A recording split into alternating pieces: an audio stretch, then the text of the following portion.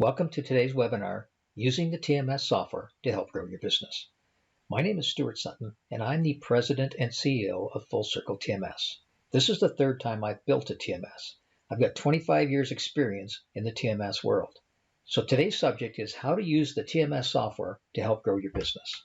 Today you will learn how to constantly promote your business.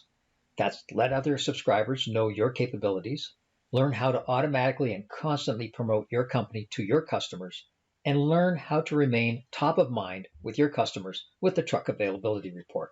Today you will learn the key parts of your user profile, setting up your company calling card in the system, including your corporate compliance information, understanding how the sharing rules work and how to see everyone else's information, how to constantly brand and market your company, how to send your truck availability and remain top of mind with your customers, and how to email other Full Circle TMS subscribers. Before I start, I want to remind everybody that the documentation tab will have videos and text documents about a lot of the stuff that I will be discussing. If you need any information at all, go to the video section and open up the section that's applicable to what you want to learn about. There are lots of short videos and some longer webinar videos. There's also written documentation in the documentation section that's ordered by tabs. So be sure to go and read these documents or check out the other videos. I'm not going to talk about navigation. If you want to learn about navigation, you can go to the videos, go to General, and learn how the user interface works. This part of the webinar will discuss how to set up your corporate profile and corporate defaults that you will share with everybody else in the network. To begin with, we need to go to the system and go to your user profile. So go into the system, open up your user profile, and for every user, you want to make sure they have a proper email address. Now you can have a primary and a secondary, and you may want to have both of them. For example, your primary could be your email at your earl.com, and a secondary could be like ops or admin or whatever at earl.com. You can have one or both of these email addresses set up. Also set your duty hours, the hours that the person works. Now there's a quick way to do this. If you just click on the area here, the starting and ending working hours, and there's also presets. So you may have people that work typical weekdays. If you choose a preset, it'll set those hours and then just save them. Or you can go individually and set up the hours and just click save. Once you have your hours set, the other important part are the phone numbers. Your main number, if you have an extension, your cell number, and potentially a second cell number. Very important to have these, and perhaps your phone number. You're going to see where these are going to be used shortly. Now we're going to create your company's calling card. You go to the System tab and you go to Manage Our Locations. This will open up a list of all your business locations that will be your business units and any alternate locations. A business unit is considered an operating unit, and when you have the operating unit set to yes, that's what's called a business unit. It could be your trucking division and your logistics division. There will be something called main. When we create an account for you, we create an account called main, and then we hang all your business units and all your alternate locations under the main. So what you want to do is find just the operating units and double click on that row to open up the information about that operating unit. Here you will find your company name, which you can modify if it's incorrect. You can give it a separate little tag, which you want to call it internally, your address, all your phones and fax. Over to the right, you'll have your hours of operation. This is very similar to what we saw in the user profile, where you can drill into the hours of operation and you can choose a preset to what your hours of operation will be. For most companies, this should be 7/24. Once you've got your hours of operation, we are now going to work with the settings. So you click on settings to open up the settings about your business. And there's the settings. The settings are broken out into different groups. And we're going to go through each group one at a time. Your business data. When did you start your business? What year? And then anything about the business you want to share with everyone else in the network. This looks like a small area, but you can actually type quite a bit of text in here and it will save. Once you've got your business data done, who are the people in your operation that are very important? So the first three people that you'll be identifying are the daytime contact, the evening contact, and the overnight contact. And these people have to be users in your user profile list. So you choose a person's name from your list of users. Right below their name will be a little down arrow that will tell you what's stored in their user profile. So when you fill out the rest of the information, you know if they've got it or not. So if they want to contact this daytime person, what's their primary phone number? What's their secondary phone number? What's their daytime email address? Do you want to use? Are you going to share their duty hours with everyone else in the network? And that's the daytime contact. Now, what a lot of companies do because they run 724, they will create a user profile called operations. And then the daytime, evening, and midnight contacts will be operations. The primary phone number would be your office, but you have the option of your first, your cell, or your home number. And you also have a secondary phone number that you can choose as well. And your email address can be the primary, the secondary, or both that will be displayed. So you get your daytime, your evening, and your overnight contacts set up. Who are the people in your office that handle calls on those shifts? Beyond that, then you have two emergency numbers. The emergency numbers, for those of you who broker freight, know how important this is. This is at 2 o'clock in the morning when I have to call somebody and I can't find the freight. Who's the emergency contact? And here you certainly want to put both their primary and secondary phone numbers, which would probably include their cell number. So you have your two emergency contacts, 1 and 2. Below that will be your accounts payable contact. This will be the same as the other contacts, except you have a couple of differences. What is your average days to pay? And what do you need? What are any special instructions you need to share with people? What has to be done for them to get paid? Below that will be any complaint contact. Who do I have to call at the company if I have a complaint about the service? Below that will be a sales contact. And the final contact will be the owner's contact. Now, the owner's contact can only be done by a super user. An admin user cannot update this. So only a super user who is the owner of the company can put this information into the system. Once you've got all your changes made, make sure you click Update All to save them. Now let's carry on with the rest of the settings. The modes of transportation. These are the types of work that you do. What type of work does your company do? Expedite, truckload, etc. This applies to both trucking companies and brokers. So if you're just a pure broker, identify the kind of business that you do. Select what you do, click the updates, and then move on to the next grouping. Standard power unit types. What type of trucks do you work with? Again, if you're just a pure broker, you can answer like a trucking company. These are the pieces of equipment that we typically deal with. So you pick the ones that you deal with, and then you click Update All. Moving on, trailer types. Just like truck types, what types of trailers do you deal with? If you are a broker, you can answer this as well. Then we move to fleet features. Now this would be only for companies that do have trucks. If you have trucks, what do these trucks have? Do they have GPS tracking, communication, team service, etc.? Pick which is applicable for your company and then save. What are your facility features? Now only answer yes if you're prepared to share or market these features to outside companies. If you have a cross-dock, do you have driver showers? Are you prepared to share those driver showers? So only identify stuff that you're prepared to share or sell the services. And finally, any social media links. Put in here all your social media links and they will show up on your profile. To finish off your company profile, we want to set up the compliances. This will be the compliance data for your company. This can be broken out into different groups. Any associations belong to, for example, TINA or ATA or TCA. All your brokerage related information, for example, any bond related data, all your compliance related data, all your insurance related data. If the record does not exist, you simply go up to Add New, find the grouping that you want to choose from, for example, compliance. Within compliance, you can find a compliance rule, double click on it, open it up, and save all the particular information about that compliance.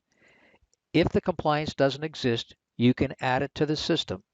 Please go and watch the compliance video on how to add and maintain your compliance information.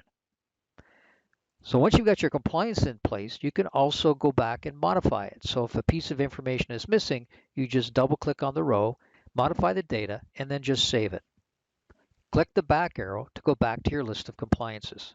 So it's very important that you list all the information that you want to share with your outside partners about what you have in terms of compliance. which associations you belong to, all your brokerage related data, all your other compliance related data, and all your insurance related data. Once you've got all your information in, or at any time, you can go under Public Profile on the left menu to see what your information will look like. And this is how other people will see your information. They'll see your name, address, city, state, zip, phone numbers. They'll see your years in business, anything about your business, hours of operation. They'll see all the contacts that you've listed on the right-hand side. Below that, they'll see all your compliance-related information. And below that, all the things you chose about your business. For each business unit, they will see that information. So it's very easy for you to see what other companies will see by just clicking on Public Profile. Okay, you've created your company profile so other people know your business. How do you find about other people's business? This can be done various ways. The best way is to go into the Network tab and go to Sharing Rules and find a company that you want to find out about. For example, I'll pick ETA. When I pick ETA, I can expand their list and see their business units.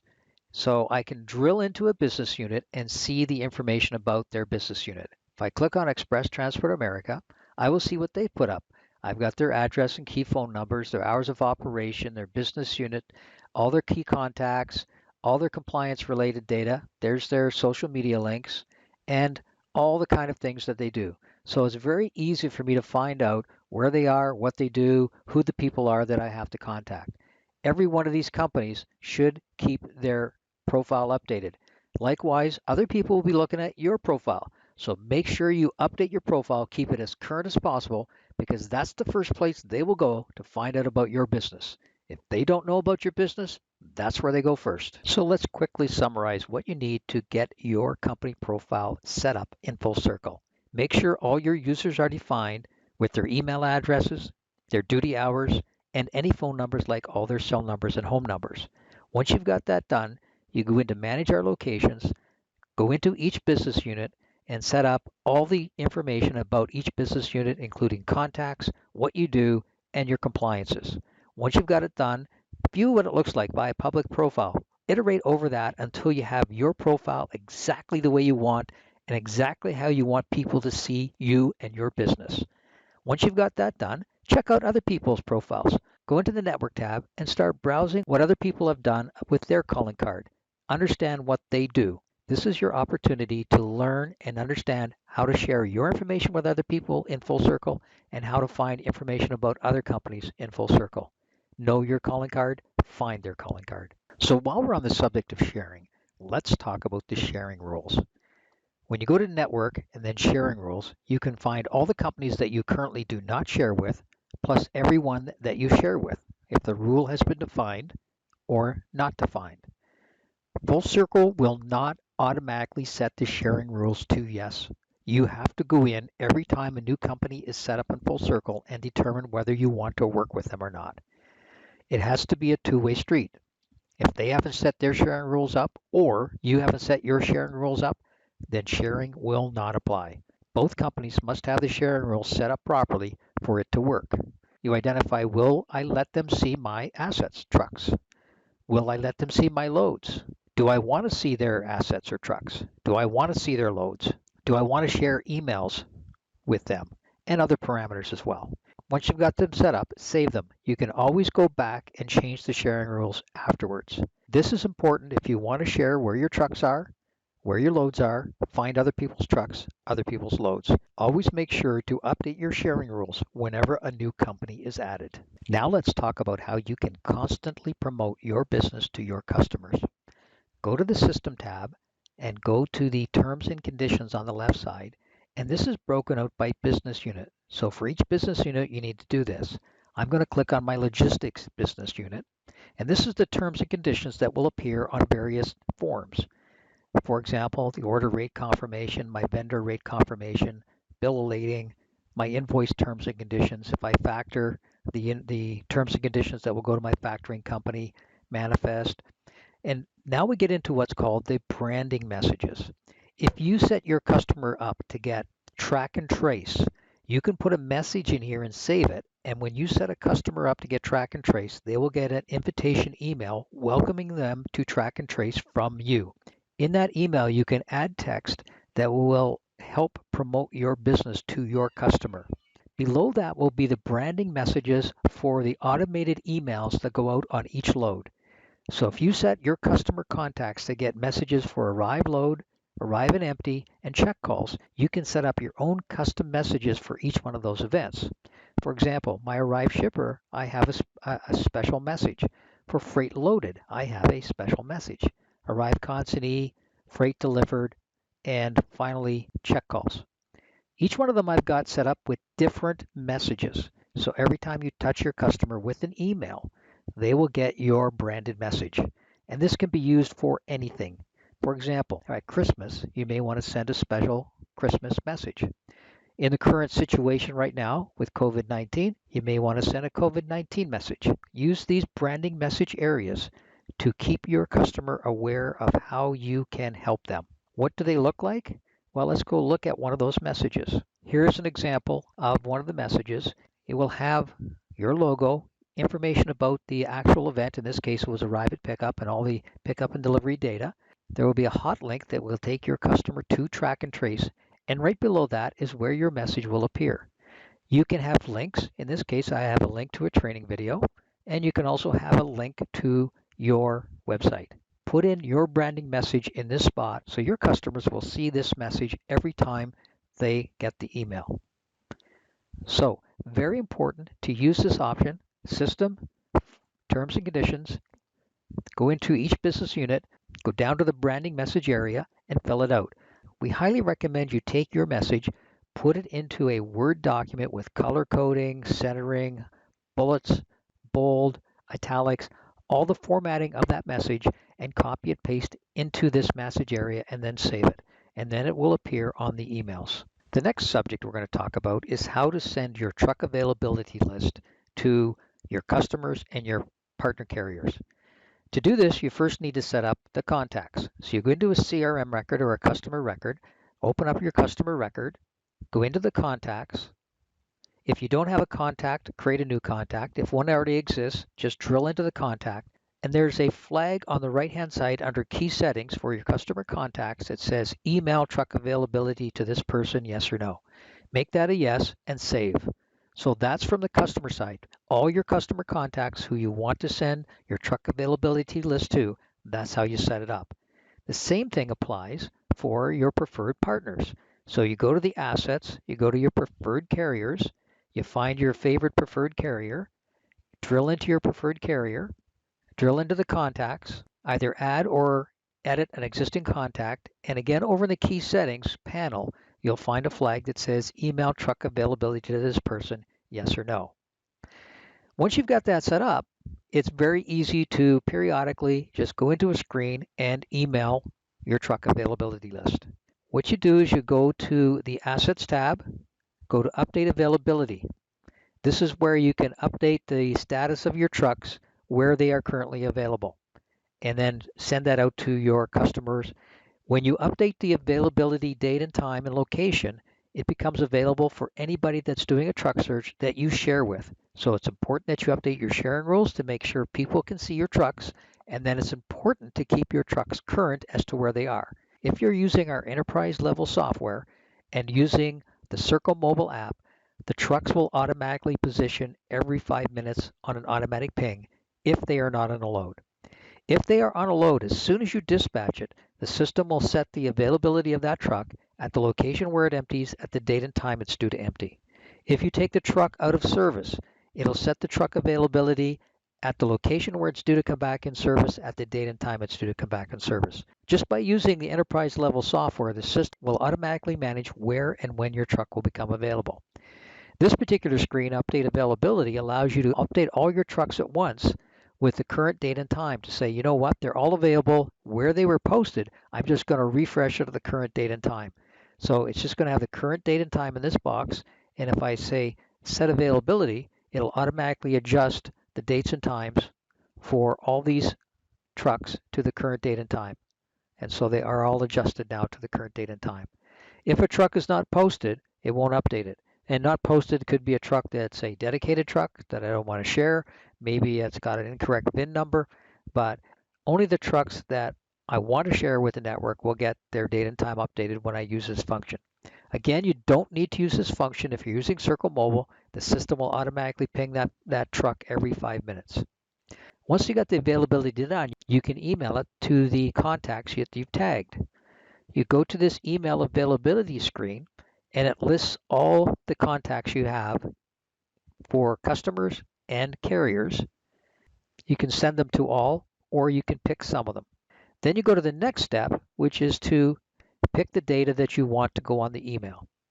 You can exclude pre-planned loads, you can exclude units that are tagged as reserved, and you can exclude out-of-service units. To choose the data to send, you go to the Actions and Hide Show, pick the pieces of data that you want to appear on the email. Whatever you see on the screen is what will appear on the email. And when you're done, you click Email Availability Units.